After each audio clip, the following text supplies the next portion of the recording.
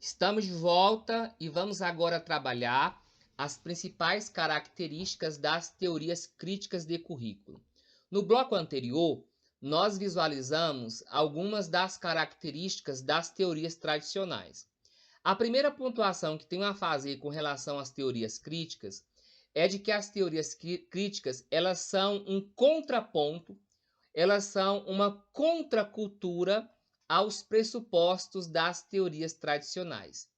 Enquanto nós temos nas teorias tradicionais a ideia de neutralidade da ação pedagógica, a ideia de neutralidade do currículo, enquanto temos nas teorias tradicionais a ideia de um conhecimento hegemônico, um conhecimento que sobrepõe a outro, um conhecimento mais importante do que o outro, um conhecimento que deve ser validado e outros não, enquanto nós temos alguns desses elementos nas teorias tradicionais, as teorias críticas elas são aí esse contraponto, essa contracultura a estes pressupostos tradicionais do currículo. E no que se refere a algumas questões históricas, vamos aqui entender um pouco sobre as teorias críticas de currículo. Primeira questão, né, em relação a essas questões históricas, é de que as teorias curriculares críticas elas se baseiam, né, elas basearam o seu plano teórico nas concepções marxistas e também nos ideários da chamada teoria crítica vinculada a aos autores dessa escola, bem como também ligada à sociologia da educação, tendo como referência aí Pierre Bourdieu e Louis Althusser. São esses autores crítico-reprodutivistas, né, na perspectiva de Saviani. Um ponto importante aqui, quando pontua de que elas baseiam o seu plano teórico nas concepções marxistas, nós já podemos extrair aqui um contraponto, uma contracultura em relação às teorias tradicionais. Enquanto as teorias tradicionais elas são apolíticas, por serem de base marxista, as teorias críticas elas têm aí esse caráter político e elas compreendem esse caráter político da educação. Enquanto temos nas teorias tradicionais a pretensa ideia de neutralidade da ação curricular, no campo das teorias críticas, o currículo ele não é neutro, ele não é neutro. Dessa forma, há uma intenção política e há uma intenção formativa na ação curricular. Outro ponto, né? As teorias críticas, elas questionam o caráter prescritivo, olha só, e a pretensa neutralidade e desvinculação do currículo com a realidade social.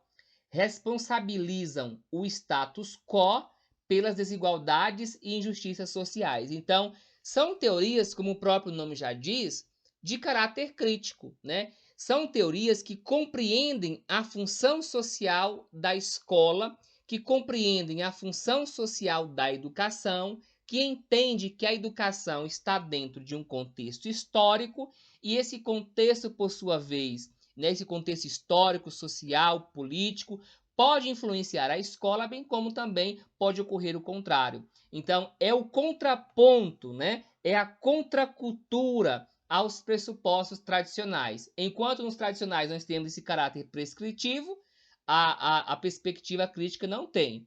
Enquanto na perspectiva tradicional tem-se a ideia da neutralidade, desvinculação do currículo com a realidade social, as teorias críticas elas não possuem. E aqui, importante, olha, as teorias críticas responsabilizam o status quo, a ordem social vigente, né, o sistema vigente pelas desigualdades sociais e injustiças sociais. A partir daqui, nós vamos trabalhar algumas das principais características das teorias críticas. Podemos citar uma, primeira, as teorias críticas preocupa-se, aqui faltou o hífen, tá? Preocupa-se com o que o currículo faz com as pessoas, que tipo de homem e sociedade ele ajuda a construir. No campo das teorias críticas, nós temos a relação entre currículo, cultura, poder, ideologia e conhecimento, então não está desvinculado da realidade. O currículo ele é visto como formação, como construção de identidade. No campo das teorias críticas, a escola ela não é um espaço totalmente determinado e as pessoas não são espelhos passivos da economia, mas agentes ativos do processo de produzir cultura e conhecimento. No campo das teorias tradicionais, nós temos lá os modelos, né, os princípios da administração científica para dentro do campo educacional. Nós temos a associação da escola, do modelo Fabril, com a escola. E já no campo das teorias críticas, o sujeito, ele é um sujeito ativo desse processo e ele é um ser capaz tanto de produzir cultura como também de produzir conhecimento. Outra pontuação importante, na perspectiva crítica, o currículo ele preocupa-se com o que, o para quê, o como, o porquê e o para que ensinar.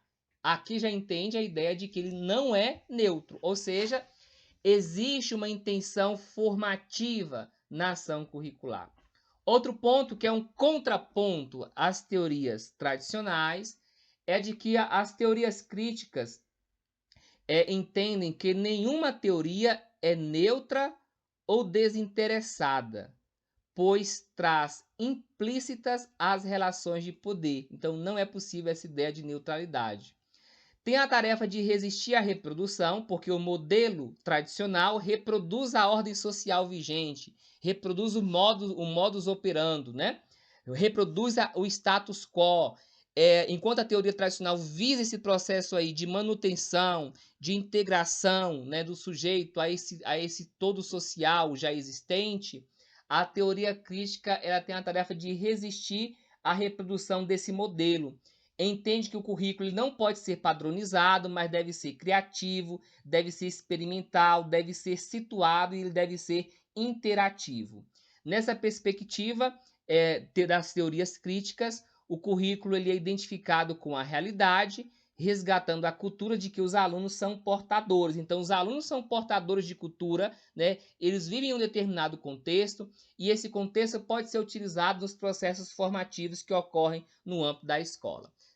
E vamos no próximo bloco trabalhar características de modo bastante pontual e objetivo das teorias pós-críticas.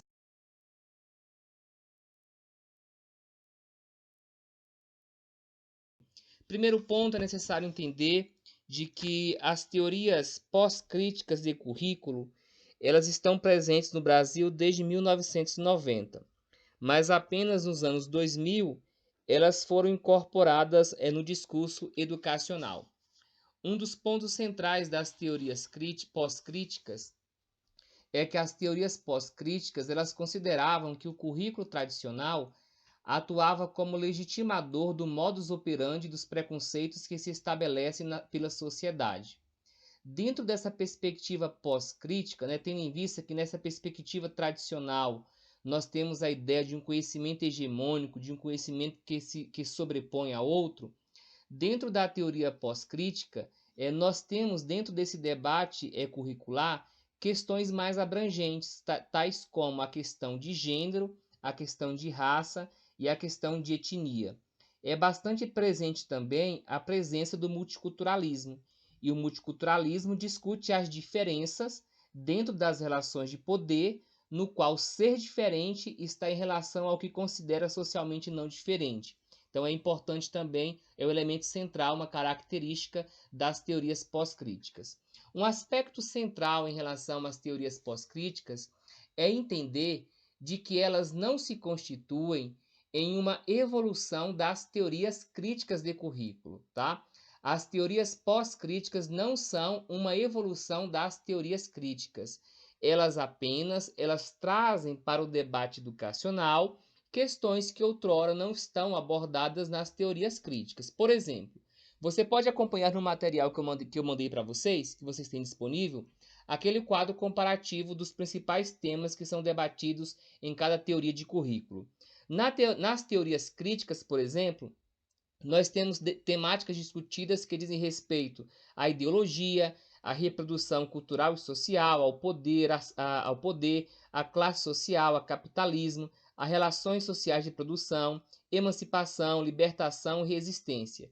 Já no campo das teorias pós-críticas, dentro do debate educacional sobre currículo, né, dentro do debate curricular, né, educacional, dos pressupostos das teorias pós-críticas, outros temas, além destes que são trazidos pelas teorias críticas, eles são incorporados no debate, tais como questões relacionadas à identidade, à alteridade, à subjetividade, a significação e discurso, a saber poder, a representação, cultura, gênero, etnia, sexualidade e multiculturalismo. Dentre os principais representantes do campo das teorias pós-críticas, podemos citar Miguel Arroyo, bem como também Tomás Tadeu de Aquino. E dentre outras características principais, nós podemos citar a valorização da diversidade cultural, e aí também se contrapõe aos pressupostos das teorias tradicionais. Outras características já mencionadas, discussão de gênero, raças, etnias, identidade, subjetividade. E esse aqui é um aspecto importante das teorias pós-críticas. Olha, oposição a todas as formas de homogeneização de culturas e padronização. O que isso significa? Justamente apontando para essa crítica, para esse contraponto ao currículo tradicional de um conteúdo ou de um currículo hegemônico, de um currículo padrão, de um currículo igual para todo mundo, né? Até porque a escola é um espaço plural, a escola é um espaço heterogêneo. Então, essa heterogeneidade que há na escola, que há na educação, que há nos espaços formativos, nos espaços educativos, devem ser levadas em conta. Então, as teorias pós-críticas têm aí essa oposição a essas formas de padronização e de homogeneização. Outro ponto também, aí, voltando aqui, olha, se é contra formas de homogeneização, então essas teorias valorizam a heterogeneidade, tá bom? E uma última característica é que faz uma crítica ao currículo linear, a esse currículo meramente prescritivo, conforme é o foco das concepções tradicionais de currículo. Desta forma, nós encerramos aqui essa exposição sobre as teorias de currículo. E em seguida, vamos para a resolução de exercícios. Espero vocês, tá certo?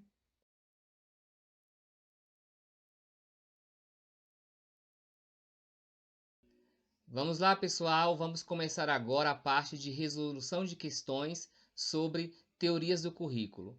Como sempre tenho dito, resolver questões é uma atividade bastante importante para o candidato que quer ser aprovado em provas. E por quê? Porque é a partir da resolução das questões que você passa a ter o conhecimento sobre como as bancas cobram determinado conteúdo.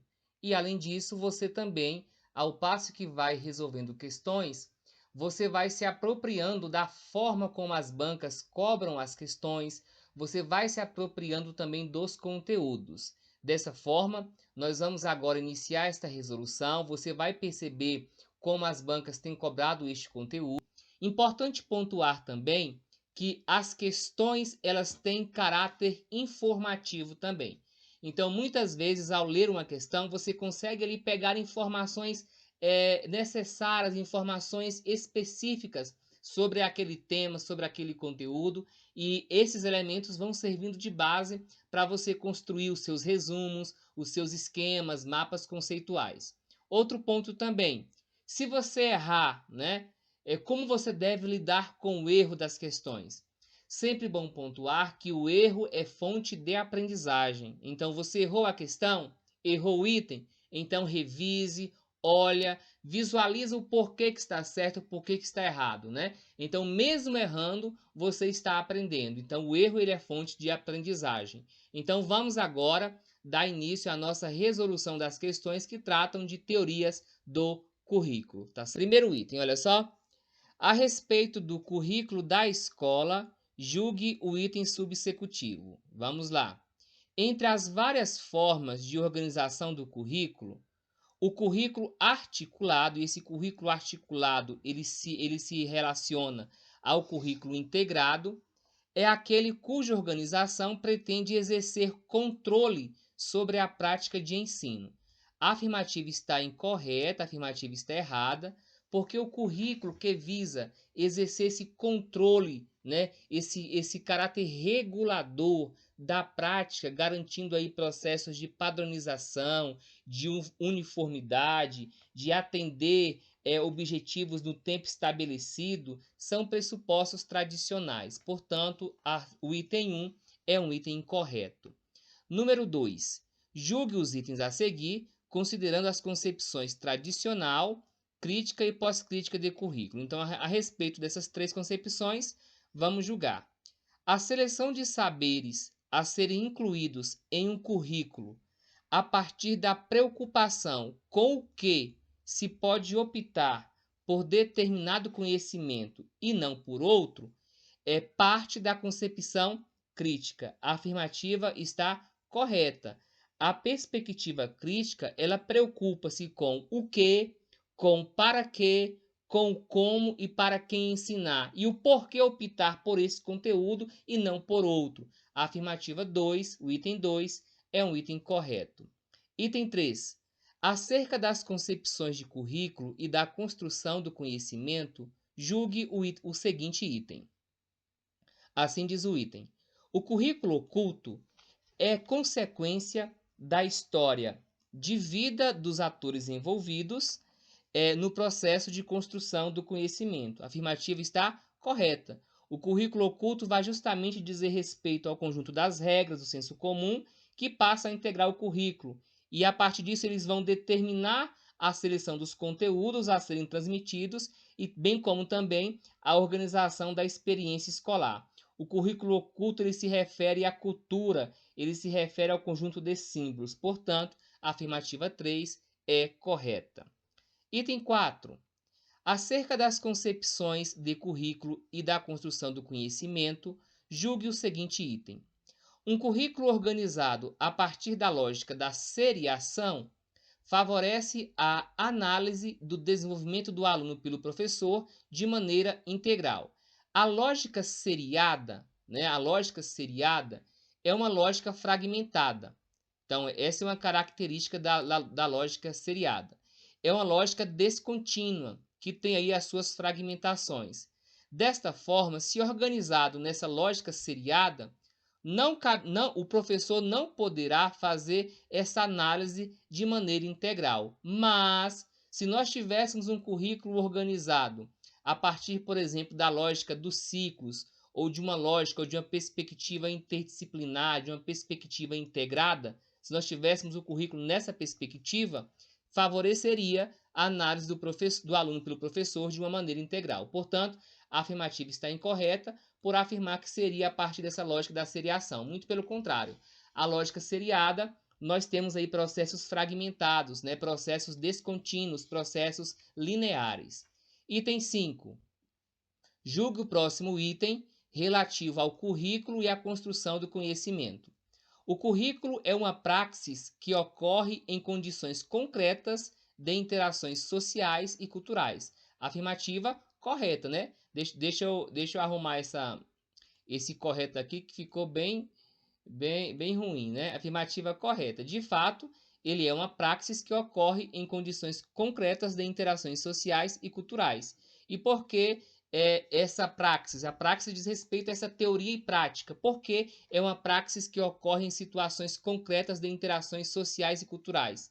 Porque o currículo, ele leva em conta os aspectos sociais, ele leva em conta os aspectos que constituem e que formam sujeitos, porque os sujeitos que vêm para a escola são sujeitos históricos, são sujeitos sociais.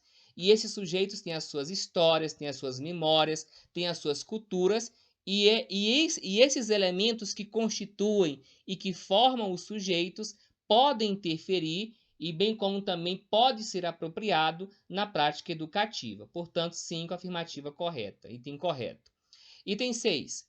No que se refere às teorias tradicionais, críticas e pós-críticas relativa ao currículo e à construção do conhecimento, julgue o item subsequente. Olha só, currículo oculto e eficiência são elementos característicos da teoria crítica. Gente, aquele quadro que eu coloquei para vocês no material, o quadro comparativo, ele auxilia vocês a responder este item. Olha só, nós temos aqui este item ele é errado.